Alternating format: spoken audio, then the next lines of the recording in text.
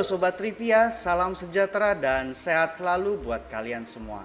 Hari ini Trivia akan membahas dengan singkat sebuah topik yang cukup viral dan memenuhi timeline di media sosial kita semua gitu. Tapi sebelum jauh membahas itu, mohon dukungannya dengan cara menekan tombol like dan subscribe agar kami bisa terus mengembangkan channel ini dengan memberikan program dan konten yang informatif, edukatif, dan entertainment ke depannya. Welcome to 10 Minutes.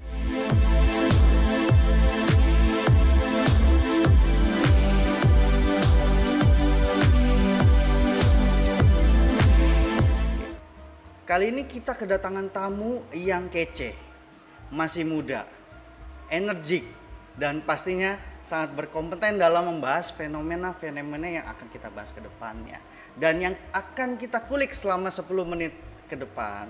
Oke. Selamat malam Pak Robert Yusnanto, Malam, MC, Pak Alvin. psikolog CHT selaku Deputi General Manager Yayasan Pancaran Tridharma Ananda High School ya, Ananda High School Bekasi, dan selaku founder Counseling ID. Menarik banget nih profilnya nih. Namun sebelum itu, ini saya izin panggil Sir atau Pak atau Kak nih. Kayaknya sangat Bebas. energik sekali gitu ya. Kak Apa aja aja ya. boleh ini. Kak aja ya.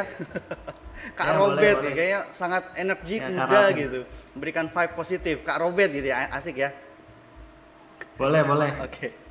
Nah, Kak, sebelum kita masuk ke dalam pembahasan nih, penasaran dan boleh jelasin nggak Kak, apa sih itu singkatan CHT ya, dan juga apa sih itu Counseling ID Kak?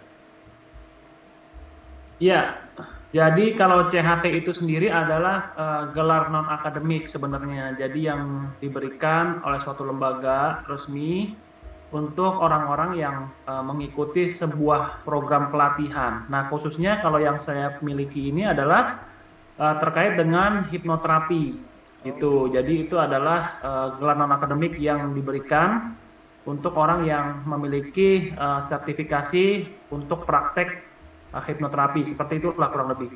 Oh, lalu Counseling ID ini apa nih Kak? Program Counseling ID nih? Ya, kalau counseling ID Kalapin, jadi saya memiliki sebuah komitmen lah begitu, bahwa kita ini harus bermanfaat nih bagi orang banyak, masyarakat luas. Seperti saya Trivia ini juga sama nih. Makanya kita sefrekuensi, tujuan kita supaya bermanfaat, supaya juga orang-orang banyak terbantu. Maka dari itu counseling ID juga sama, menyediakan konseling gratis bagi yang galau-galau ya, yang butuh pencerahan. Nah, itu bisa DM melalui counseling ID. Jadi langsung aja Sobat Trivia yang ingin curhat konseling sama Kak Robert langsung meluncur ke Counseling ID. Jadi menarik banget nih Kak Robert profilnya. Jadi pastinya udah cocok banget nih dengan fenomena yang akan kita bahas kali ini. Di era pandemik ini, COVID-19 ini memunculkan banyak sekali fenomena-fenomena. Salah satunya ada istilah healing. Jadi menarik nih, karena istilah healing ini buat saya sendiri apa gitu, masih belum dapat gitu esensi dari intisari dari healing gitu. Nah, menurut Kak Robert ya sebagai seorang psikolog ya kan, bagaimana pandangan Kak Robert dari kaca psikologi mengartikan istilah atau fenomena healing? Ya, oke. Terima kasih Kak Ralvin. Jadi healing ini memang banyak digunakan nih saat ini di istilah-istilah tren di media sosial. Banyak juga yang menggunakan kata healing ini sebagai suatu sebutan untuk jalan-jalan, biasanya kayak gitu, Kak Ralvin. Healing yuk, healing gitu. Kerja mulu, working mulu gitu ya. Nah, ini ada nih videonya juga saya sering lihat. Ya, jadi soundnya itu healing gitu ya. Nah, jadi salah diartikan ya, mungkin terlalu luas kalau di healing itu diartikan sebagai suatu yang mungkin satu metode yang digunakan orang untuk jalan-jalan. Nah, ini kan terlalu ini ya, terlalu luas begitu. Nah, arti sempitnya healing itu sebenarnya ya kalau bahasa gaulnya adalah mengobati luka hati lah gitu ya bahasa gaulnya ya. Oh, Mungkin kalau secara bisa dikatakan secara ilmiah ya memang healing itu sebutan kita untuk suatu rangkaian treatment lah, satu rangkaian treatment terhadap suatu kondisi yang memang diperlukan proses penyembuhan secara psikologis maupun bisa juga healing ini disebut juga sebagai suatu treatment untuk suatu penyembuhan secara medis juga bisa. Jadi ini saya kira istilah ini masih sangat luas banget nih Kak Ralvin ya. Jadi oke. seperti itu kurang lebihnya. Jadi healing itu emang beneran ada gitu ya. Maksudnya proses healing dalam psikologi itu emang bener-bener ada ya. Gitu, Kak Robert. Iya.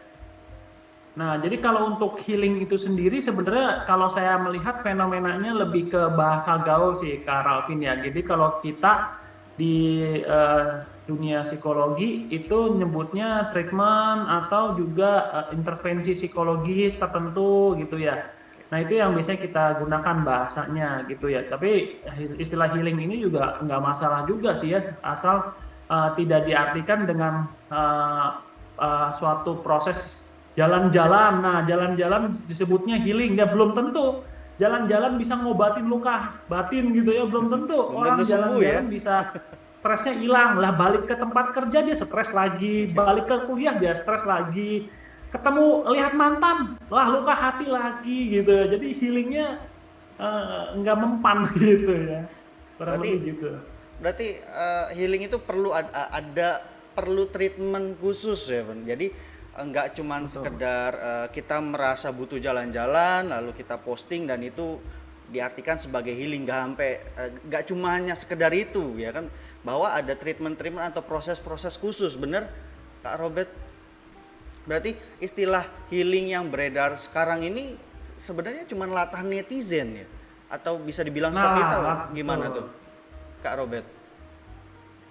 Iya, berarti istilahnya ya seperti itulah istilah tren saat ini ya. Tapi bisa saja ini tergantung kebutuhan setiap orang ya. Memang kalau memang healingnya butuh jalan-jalan, ya bosan, ya itu memang betul, Kak Ralvin. Nah, tapi yang perlu digarisbawahi bahwa tidak semua healing orang sama, tergantung apa ya istilahnya faktor-faktor yang membuat orang ini menjadi luka hati lah begitu. Oke. Untuk menyikapi kondisi yang seperti itu, semisal ada ada yang datang nih ke Kak Robert gitu. Nah, dia pengen pengen tahu healing yang tepat gitu. Dia curhat, dia sharing, dia konseling gitu ke Kak Robert dan dia pengen tahu cara healing yang tepat. Nah, prosesnya seperti apa tuh, Kak Robert?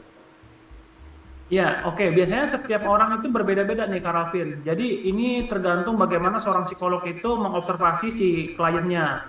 Apakah Oke. kliennya mengalami satu kondisi saat ini disebabkan karena hal-hal tertentu?